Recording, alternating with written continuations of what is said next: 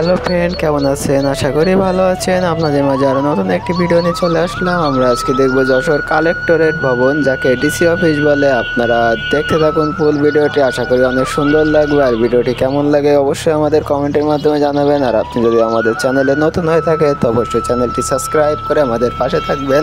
তো ফ্রেন্ড, চলুন দেখে আসি কালেক্টরেট ভবনের চারি সাইডে যে ভিউগুলা সুন্দর সুন্দর, ওই ভিউগুলো আপনাদের মাঝে তুলে ধরবো। চলুন দেখে আসি, ভিডিওটি দেখতে থাকুন।